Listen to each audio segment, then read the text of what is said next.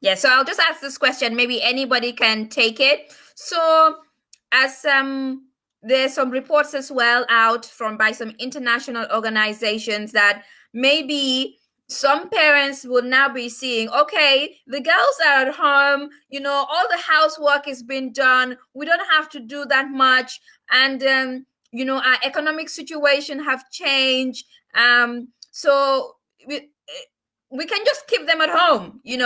Have you had that situation where mothers are saying we can just keep them at home, no reason for them to go back at school, especially girls that are up to a certain age, maybe they're teenagers, they're almost about to finish or something like that, said, oh, just stay at home, and maybe this is an opportunity where we can arrange a marriage for you or something like that. Anything like that has come up? I will let them. Go ahead.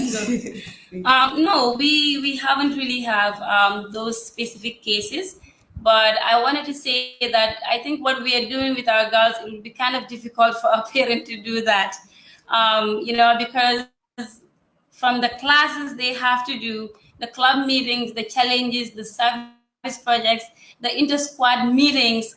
And by the way, in all of this, we are calling the parents and telling them, okay, your child has to today, do this, accomplish this by the end of the day.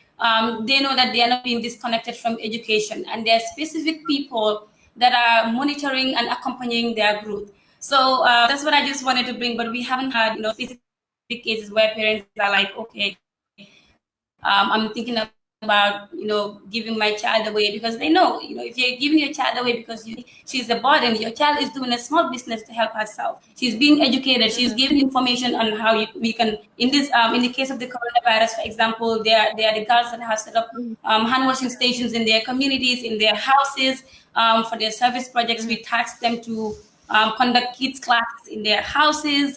So we are kind of like challenging them to continue learning and to continue being engaged in what they're doing, so that the parent can see that this is not an opportunity for me to give my child away or engage her in things that, in the long run will not benefit the family.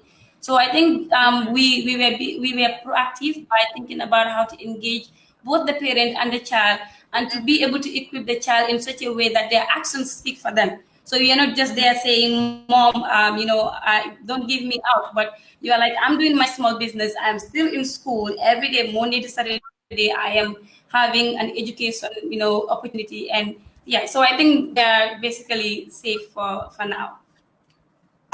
So the chapter programs are, one of the distinctive features of Starfish International, and we all know girls in the provinces, they have a high risk and high chances of getting married earlier, getting pregnant, and all of that. And we cannot reach them like we usually reach the students that are closer to us. To reach some of these girls that are in the provinces, it's really hard. Like they don't have phones.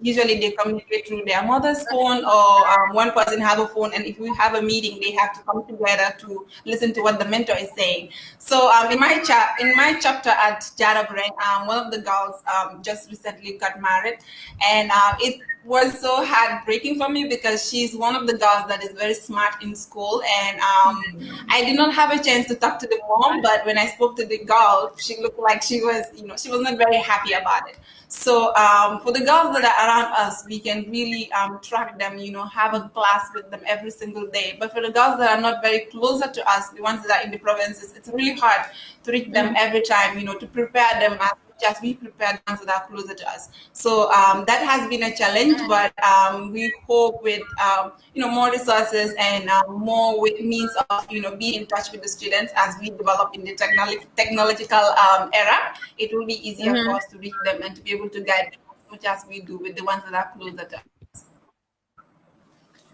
Okay. So this is very personal to me.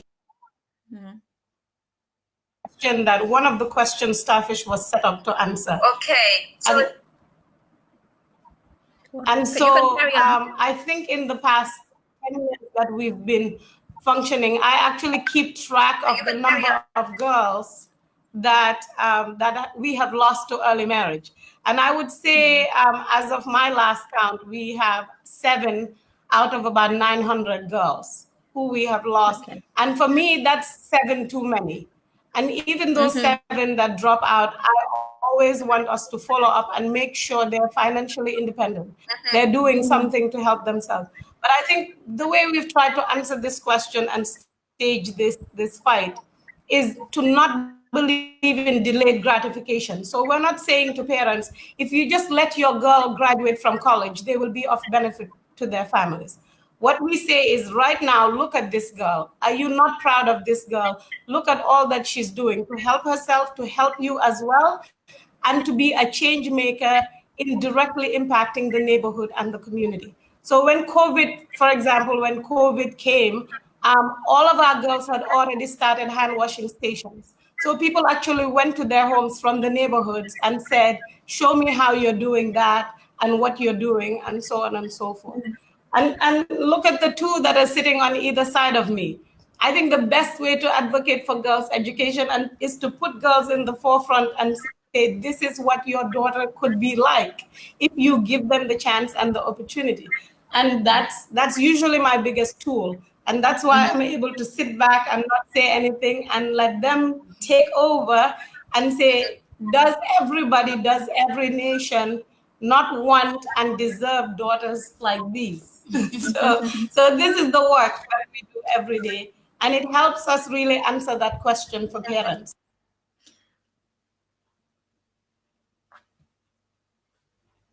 Helping people at the same time. You've just said something there that I'm going to use myself. Not just the delayed gratification, but the progress that they are making now. That is something I'm going to take on. In my role as well, in what I'm doing. So instead of saying, oh, wait until they finish university or college and you reap the benefit, you're reaping the benefit now. So yeah, that is a great insight for me. And thank you so much for sharing that. So as we are almost coming to wind down, you've mentioned some of the challenges that you're facing technology wise, not being able to reach the girls in the provinces. Any other challenge that has come about because of COVID due to your operation? Anything that you've come about right now apart from those ones? Anything else? Yes, I don't know that it's because of COVID. And since you said you're going to take on this, what the girl can do now, I feel a responsibility to just warn you that in this work of having the girl do something now, this girl is not a charity case. This girl is earning her scholarship by doing service within her community, not just, going to clean a street, but did she talk to the neighbors? Has she had a conversation with them, and many conversations with them, to the point where after she cleans the street, they will continue to clean it and understand why they're cleaning it. So she's earning her scholarship. Somebody's not just giving her something. But at the same time, she needs to find her, be able to speak for herself, find her passion, do well in school, and you, the parent, have to do a service project.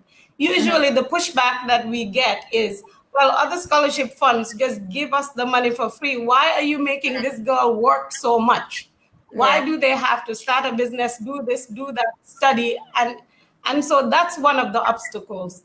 I think another obstacle is just not being able to still see girls, and it's not unique to girls and young people as leaders. And so, for example, when Starfish has an issue or something that they want to take care of, like an MOU with a ministry, it doesn't make sense for me to go and talk about the MOU with the ministry when there are young girls who are going to be the subject of that MOU who can speak for themselves. But usually if you send them, especially young girls, what you will get officials who are supposed to know better, what you will get them saying is, go and send me the adult. Especially right? So I think it's a cultural education overall, that if we're going to say that young people are the future, we have to let them lead now so they can learn from their mistakes, so that our future is not full of mistakes. And I think the final one I want to say in terms of challenges is this thing of seeing something as too little, particularly when it comes to service. So during COVID, the girls have been making a lot of masks and donating a lot of masks. And I remember one group decided that they wanted to donate masks to a hospital in the Gambia. This just happened yesterday. yesterday or the day before. And when they called and said we wanted to bring in 20 masks for the surgeons, the response was 20 masks are too few masks, and there would be too much trouble to try to distribute. So there's no need to bring it. So it's this idea that if something is not like a container full of bags of rice or something like that, then we can't see what the young person can contribute. They must wait until it's bigger. They must wait until it's in the media. You have a radio program, but are you on TV? Do you have the connections? So this idea that we shouldn't have our young people have family connections. I, for example, refuse to use my family connections to help the girls. I tell them if they get the education and if they get the expertise, we actually thrive in obstacles, because I sent this girl back and I said, go and explain to the representative of the surgeons that it is bigger than the 20 masks. The idea of him accepting the mask means that he is supporting you as young people when you get up to serve your community and your country. So this idea of Hebante or Kangaham and who are they connected with is really an obstacle. And of course, the technology that, as people, when we have a pandemic and we are donating, we should really talk to the community to see what they need. Not everybody needs rice. Maybe some people need sanitary napkins. In our case, a lot of the girls need phones. And so instead of giving a bag of rice, maybe a simple phone that they can communicate and stay in touch. So I think it is the responsibility of people who are particularly working in areas of service, when there is an emergency, to talk to the communities at the grassroots level and let them lead the charge. Because if I'm starving, you can tell me what I need is food, but that's the last thing I need from you. I need you to show me either where to get food and how to continuously get it for myself when you're not there. So I think those are just some of the obstacles. But I must say that to be able to have young people go and advocate for themselves, no matter what the obstacle is, and to overcome is what gives us so much fulfillment and so much hope in the fact that not only is change possible, but if we focus on the first educators of the next generation, there is no choice. The change is going to happen. It's going to succeed if we contextualize it within unity and out of petty fights and petty jealousies. If we are able to structure it in that saying, it means, for example, that during COVID, it is the girl that is going to the market and coming back into the home. It is the girl that is cooking the food, probably cleaning your room. So you have a stake in keeping her healthy and well. Because if she's healthy and well, in all the positions that she's taking responsibility, she will probably protect you better. And so it's teamwork. And let me just conclude by saying that Starfish has boys in the program. The only difference between the girls and the boys is that we give the scholarships to the girls because we have limited resources. And we know that the parents will struggle to pay for the boys before they would pay for the girls. If we had enough resources, we would give it to both the boys and the girls. And so all of our educational programs are open to the boys as well. Okay, thank you.